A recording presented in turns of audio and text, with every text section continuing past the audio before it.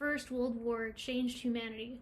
Many veterans from all over the world came home with severe PTSD. They used art as a means to deal with their mental and physical trauma. Most civilians of the time had no idea what the war was like. Veterans used their art to communicate to them what their experience was like.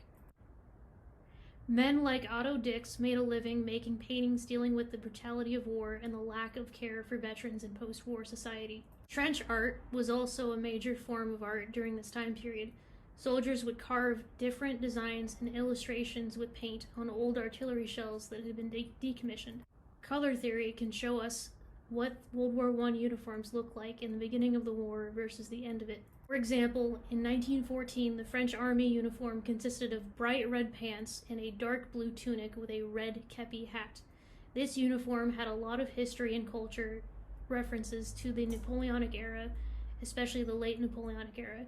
It looked very cool from a design perspective, but led to many casualties because red is the brightest color you could wear on a battlefield. The mid and late war period, 1916 through 1918, the French changed their uniform to a horizon blue tunic and matching trousers, and issued the Adrian helmet instead of just the soft kepi for headgear. In the beginning of 1914, the German army had the M1907/1910 field frock.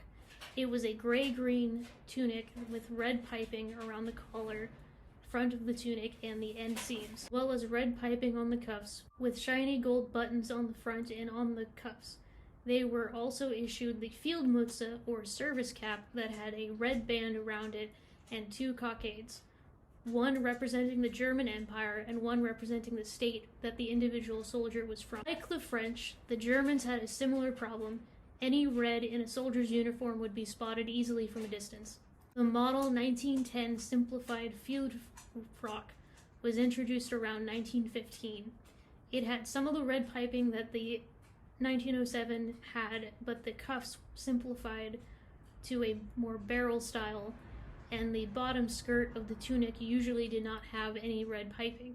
As the war progressed, the Kaiser's army rolled out a new tunic, the M1915/1916 Blouse. The new uniform used a Steingrau or stone gray tunic. This was a different shade of gray that didn't stick out as much and had the buttons covered by an extra fabric tab down the front and eliminated the red trim around the garment. The Fieldmütze also was updated with a Steingrau strip of wool fabric that would cover the red portion of the cap. Field gray, or Feldgrau, was a more green-gray fabric that was made of wool, whereas the stone gray or Steingrau was a less conspicuous wool pattern that was used in the later war periods. This is an example of how we get from colorful uniforms to the more drab camouflage that we see today in modern uniforms.